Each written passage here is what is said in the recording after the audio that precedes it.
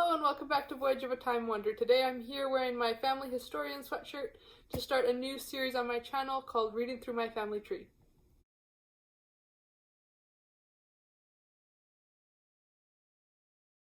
So besides reading, one of my biggest passions in life is genealogy research. I absolutely love finding out more about my ancestors and their life stories. And one of the things that I found last year is that some of the fiction and nonfiction that I really enjoyed most last year had ties back into parts of my family story. So I decided, why not build on that trend and focus my reading each quarter to match which lineage I'm researching. So I've been splitting up my research goals by quarter. Because each of my four grandparents has quite distinct ancestry. I have one grandparent who has Dutch ancestry, one grandparent who has Norwegian ancestry, one grandparent who has a mixture of Scottish and English pioneers in Canada, and then one ancestor who has English ancestry with a little bit of Danish. So each of my four grandparents' branches are quite distinct, so I've been focusing on one grandparent per quarter. So January, February, March, I'm focusing on my Norwegian heritage. April, May, June, I'm focusing on my English and Danish heritage. July, August, September, I'm focusing on my Canadian and Scottish heritage. And then October, November, December, I'm focusing on my Dutch heritage. So being the beginning of the year, that means that I am diving deep into my Norwegian roots and have been focusing my research on my ancestors from Norway.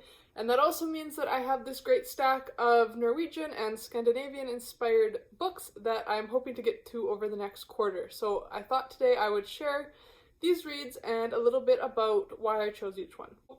So building off of the fun that I had last year trying to do more fiction and nonfiction pairings, I've also kind of incorporated that into the books I've chosen to some extent.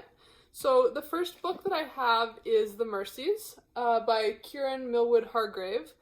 And this book was, I think, fairly hyped last year, and my sister has read it and recommended it very highly to me. And it focuses on a small fishing village in northern Norway. It actually is fairly close to the small fishing village that one of my two times great grandmothers originally came from. So it's been fascinating reading this and knowing that the aspects of day-to-day life that are described in this book would have been pretty much identical to what my ancestors' lives would have been like in that part of northern Norway, very far north, very remote, up past the Arctic Circle, in areas, communities that are very isolated, even up to today.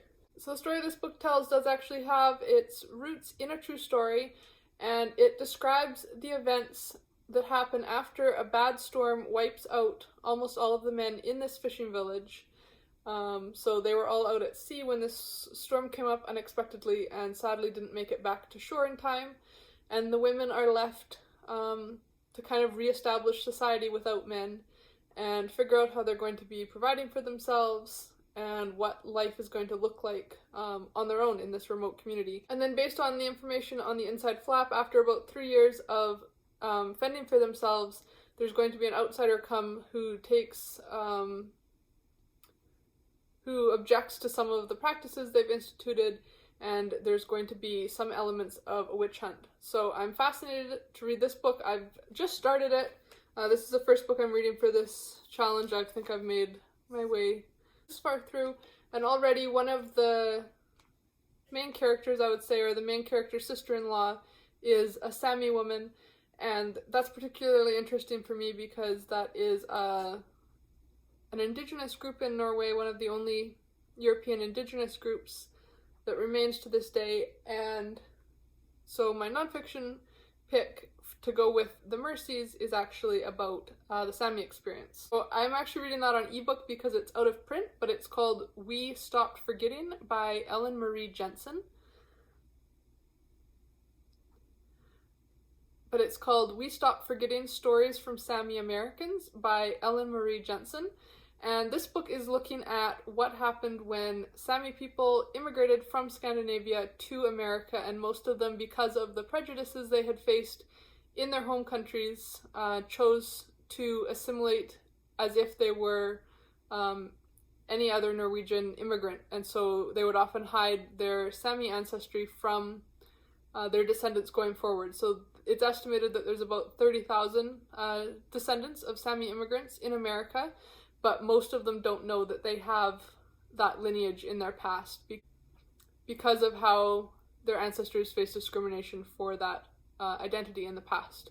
So this book is establishing some of the facts around Sami immigration to North America, and then is also detailing some of the stories of Sami Americans who have either always known that they had this heritage or who have discovered that this was part of their family story in the past but had been hidden from them through doing genealogy research.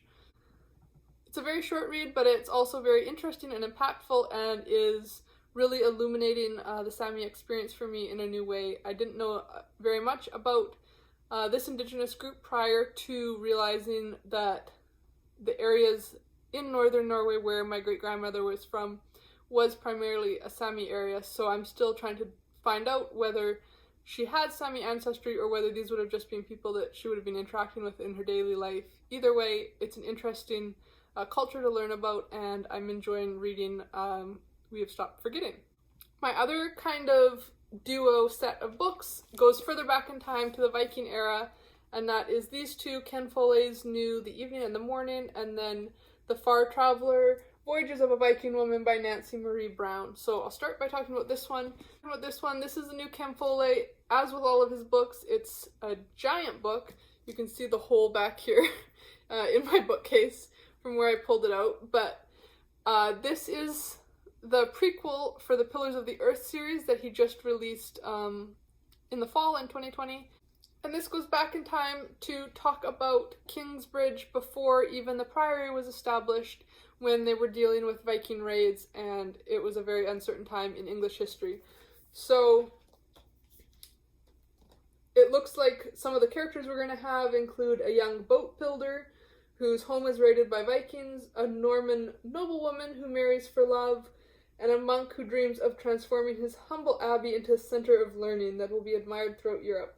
So this is kind of the origin story for Kingsbridge. I have loved the other three books in the Pillars of the Earth series and have gotten very attached to the town of Kingsbridge, so I'm looking forward to learning more about its origins. And having watched History Channel's Vikings, which I know is not necessarily the most historically accurate but is entertaining TV, I'm looking forward to learning more about that era of history when Vikings were making raids along the English coast, kind of more from the perspective of an everyday English person at the time, rather than the Viking perspective portrayed by the show. So I think that's going to be really interesting. And then to go with it, I have chosen, as I said, The Far Traveler, Voyages of a Viking Woman by Nancy Marie Brown. I read her book Ivory Vikings, which is about the Lewis and Harris chess set last year, and it was one of my very favorite nonfiction books. So I have high hopes for this one. She just is very talented in bringing historical details from a long time ago to life in a way that doesn't feel like you're reading about people and events that took place more than 1,000 years ago. So this book is specifically about a Viking woman called Gudrid, who was an explorer who set sail and, according to the sagas, ended up in North America, where she lived for 3 years and had a child. It sounds from the flap here that this has been generally rejected by historians as being just a folktale, just a saga that was told, but after some archaeological finds have come to light in the beginning of the 21st century, there have been people starting to think that maybe there was some truth to it. So they have a map at the beginning of this book that shows her voyages. So she went all over, starting out from Norway. She was down to Rome, Iceland, Greenland, North America, possibly as far inland as like Quebec City area. So it sounds super interesting. Her book on the Lewis chess set did the same thing, where it kind of challenged what history has traditionally believed about the role of women in Viking society and what women were capable of at the time. And so I'm interested to see how this book is going to do the same thing about Viking era female explorers. Then I picked up this book, which is, I believe, kind of self-published through Amazon, but it's called Gudbrandsdalen Tales, Stories from Central Norway by Keith Oien. And Gudbrandsdalen is the name of a valley where another set of my Norwegian two-times great-grandparents came from. They came from Ringabu, which is famous for having a big stave church, one of the last remaining stave churches in Norway. And this book is just a collection of stories from the area. So it has 18 stories in chronological order, starting 1,000 years ago with a story about the Viking king St. Olaf, and then going through all the way up to about 40 years ago. So some of these are folk tales, fairy tales, and some of these are stories about like local events that happened. It was kind of interesting when I first opened this book up. The first story is about some drama that happened with the Ringabu priest in the 1600s. So whether or not there's actually going to be mention of my ancestors in this book, I doubt, but it's definitely going to be stories they would have grown up hearing, and for some of the true stories, people and places and events that they would have lived through. Plus, it's just got some really great little illustrations of what different maps looked like at the time, different houses, drawings. Here's a picture of a church. So I think it's going to give me a really good grounding in the culture of this particular valley in Norway. And then the fictional book that I've chosen to go with this is called The Bell in the Lake by Lars Mytting. And this apparently was a bestseller in Norway. And it's much more modern. It's taking place in the late 1800s. And it's dealing with one of these famous stave churches. So from what I know about this story, it's talking about a time when these stave churches were seen as outdated and were no longer valued, and some of the artwork was considered maybe had too much linkages to Norway's pagan past. So this book tells the story of Astrid, a young woman who is wanting a more modern way of life, and a pastor in the community who's trying to buy support for his plan to get rid of the old stave church and build a more modern church in its place. So there's going to be those tensions between tradition and history and a more modern way of life.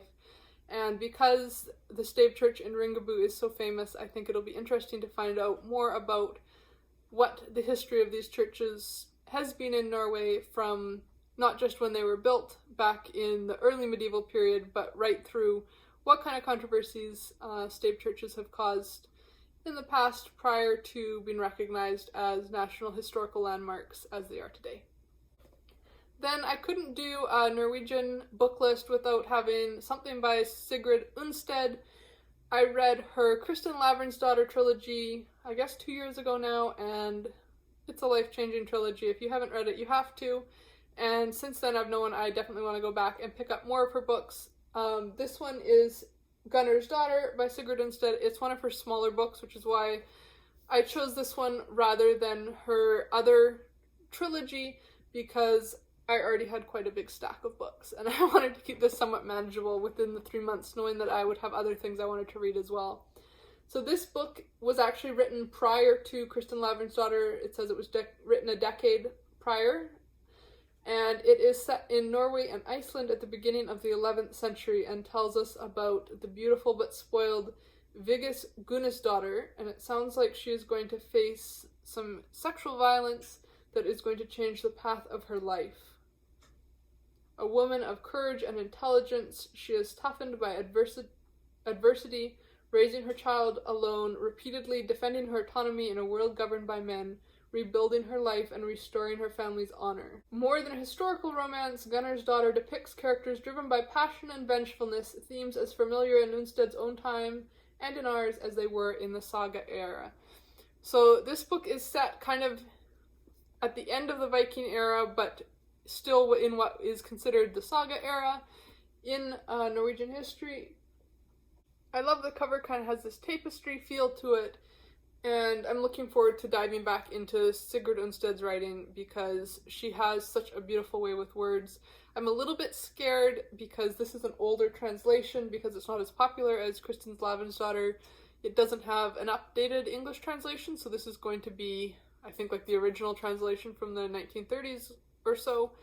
So I'm hoping it's not too oddly translated and that it still flows together well. But I have high hopes for this book. Then the last two books I have are speaking a little bit more to the immigrant experience of my Norwegian family. So, you know, obviously I'm not Norwegian, so they left Norway, they came to North America, and were farmers in the prairies. So I have two books that kind of deal more with that part of my Norwegian family history, and that is An Untamed Heart by Lorraine Snelling, and this book is kind of more of a historical romance, I think. 20-year-old Ingeborg Strand is certain she's destined to be an old maid. With the future looking bleak, her mother suggests that she leave Norway and start afresh in America, as so many others have done before her. But how will she accomplish that with little money and no one to accompany her? Roland Bjorklund is a widower who has been planning to go to America, lured by the promise of free land. He's a good man, a hard-working man with a young son who desperately needs a mother. Ingeborg can tell Roland is interested in her, but what about love? This isn't how she's always imagined it to be. So this book is the first book in a series, Red River of the North series. I don't actually have really too high hopes for it, but the cover is so pretty with this fjord and the little sheep house, I think, with the sod roof, and then her here in her traditional costume. And I thought maybe this would be a fun little break from some of the heavier reads that I have in this TBR. If I like it, I'll continue on. It sounds like then the rest of the series carries on in the Norwegian immigrant community that they settle in North America.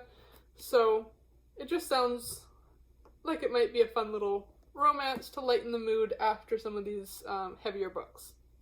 And speaking of heavier books, the next book and the final book on this TBR is another chunkster, and that is Giants of the Earth, The Saga of the Prairie by O.E.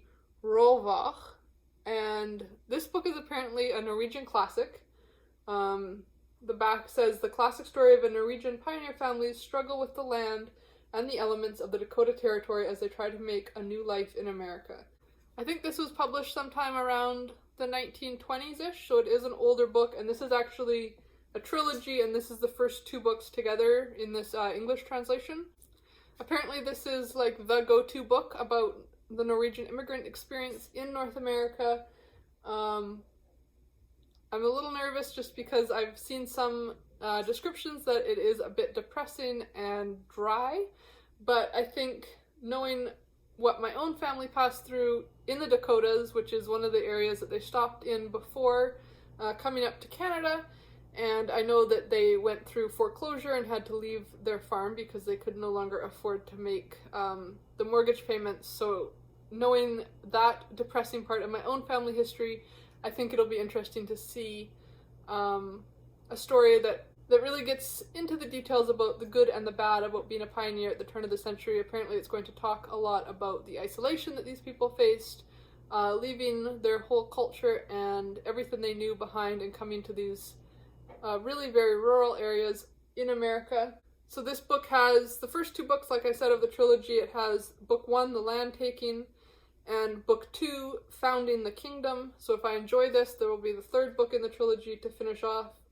We've already seen some of the chapter titles here already reveal that this probably isn't going to be the most uplifting book. We have chapter titles including Facing the Great Desolation, The Heart That Dared Not Let in the Sun, On the Border of Utter Darkness, The Power of Evil in High Places, and The Great Plain Drinks the Blood of Christian Men and Is Satisfied. So I think this is going to be a sad one, but it probably is a more honest look at the immigrant experience than my fun little romance here. So maybe paired together, these two books will give me a good perspective on what life was like for Norwegian immigrants to America at the turn of the century.